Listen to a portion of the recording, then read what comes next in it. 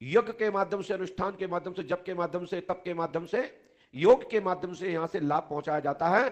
संपूर्ण दवाओं से, संपूर्ण चिकित्साओं से प्राचीन हमारे यहां ऋषि प्रधान देश में ऋषियों की चिकित्सा यज्ञ है, अनुष्ठान है। ये आज की नहीं है, ना एलोपैथिक था, आयुर्वेदिक तो उस जमाने से है जब से सृष्टि निर्मित हुई है, वेद उस जमाने से है।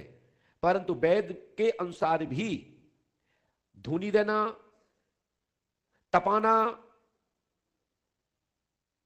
यज्ञ के माध्यम से वायु को परिवर्तन करना, विषैली गैसों को नष्ट करना,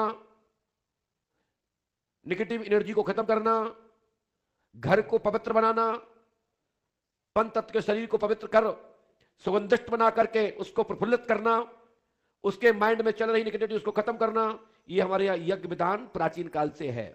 इसको कहीं यज्ञ बोलते हैं, कहीं यज्ञ बोलते हैं।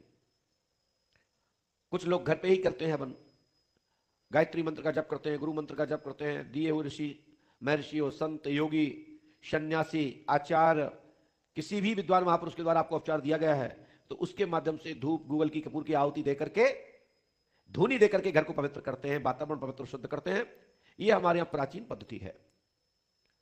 श्री पांडुका सका त्रिकालदर्शी दरबार आपके जीवन में किसी भी प्रकार का गति अवरोध है तो उसको काटने का कार्य करता है। पांडुका सका दरबार मूल विषय है आपके जीवन में परिवर्तन करना। जो सामने बैठ के बताया जा सकता है वो दूर बैठ के नहीं बताया जा सकता। अगला व्यक्ति मुकर सकता है, अपनी बात से कतरा सकता है कि यह सब सही नहीं है, इसलिए हम आमने सामने बैठ करके ही चर्चा करना पसंद करते हैं।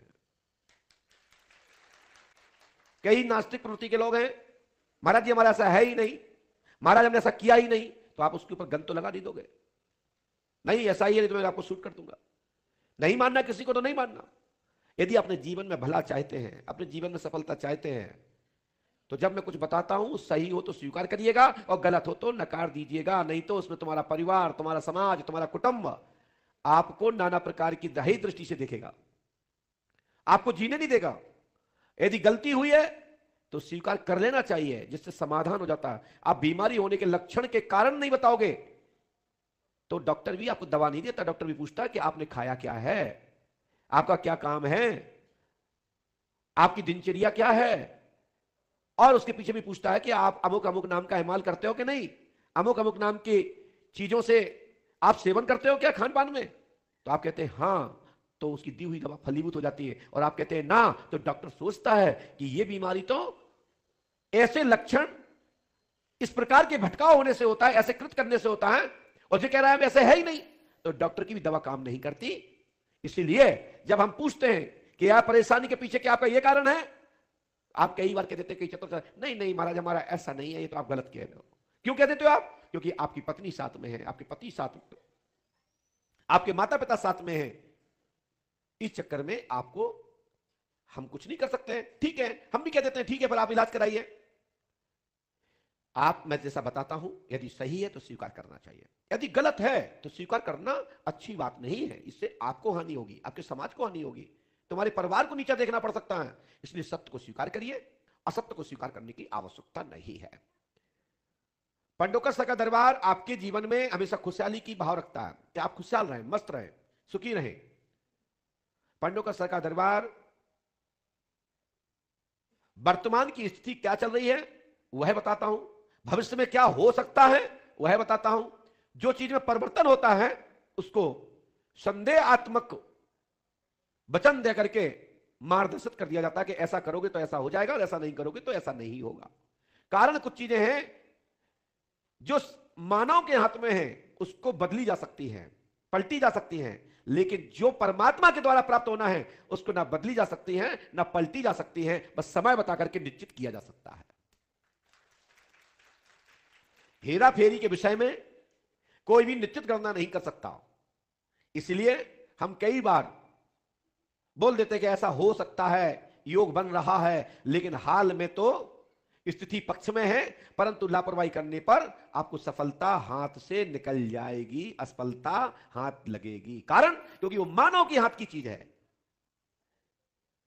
ये बात भगवान स्वयं श्री कृष्ण ने अर्जुन के साथ में भी यही किया। जब अर्जुन ने प्रतिज्ञा की कि अभिमन्यु के वध करने वाले को मैं रात कल की शाम दूसरे दिन का सूर्योदय नहीं देखने दूंगा, कल शाम तक जो जयजरथ नाम का योद्धा था उसका वध कर दूंगा। जयरथ भी बोल सकते हैं, जयजरथ भी बोल सकते हैं। तो मेरा कहने का तात्पर्य है, तो भगवान ने अपनी एक माया से सूर्य भगवान को छुपा दिया और वह खुश होकर के बाहर आ गया कि अब अर्जुन का वध हो जाएगा, अब अर्जुन अपने स्वतः ही प्राण अग्नि में दे देंगे। लेकिन भगवान ने उसको हटाया, सूर्य के ऊपर से अपना चक्र, और उस योद्धा का वध करा दिया, क्योंकि वहां पाप का साथ ले रहा था, दुराचारी था, पापाचारी था। तो कई बार ऐसी नीतियां हमारे पृथ्वी पे होती हैं जो मानव के द्वारा निर्मित है, उस पर पूर्णतः गणना कर पाना या पूर्णतः बता पाना असंभव है। कारण हमारे वेद व्यास जी कहते हैं कि हर व्यक्ति के विषय में सर्व कोई नहीं जानता। हर व्यक्ति के बारे में पूर्ण कोई किसी के बारे में नहीं जानता, और कोई भी व्यक्ति किसी भी विषय का पूर्ण ज्ञानी नहीं है। ये शास्त्र कहता है, पुराण कहते हैं। तो हर बात तो नहीं बताई जा सकती, और हर बात सुनकर के जवाब नहीं दिया जा सकता है, और हर बात सुनने के बाद चुप नहीं बैठ सकते, और हर बात सुनने के बाद चुप भी रह सकते हैं। कारण विषय बिंदु के अंतर्गत है। हर बात बताई नहीं जा सकती, हर बात छुपाई नहीं जा सकती, हर बात बोली नहीं जा सकती। जो बताने के योग्य वो बताई जा सकती है, जो ना बताने वाली है, जो नहीं बता सकते हैं, उसके लिए कानून का देश यह भारत भूमि है। कानून के संविधान के अंतर्गत चलना होता है। मैं कोई भगवान नहीं हूं, परंतु दरबार में जो भी लिख के दिया जाता है उसको लेमिनेशन करा के रखें। हाँ, एक बात और, यदि आपने कोई भी प्रश्न मुझे पहले से बताया हो या किसी ने पूछा हो, आपकी कहीं से पहले से किसी ने जानकारी ले ली हो, तो कृपया हाथ उठा के बताना चाहिए कि आपके अमुक व्यक्ति ने हमसे जानकारी ले ली है।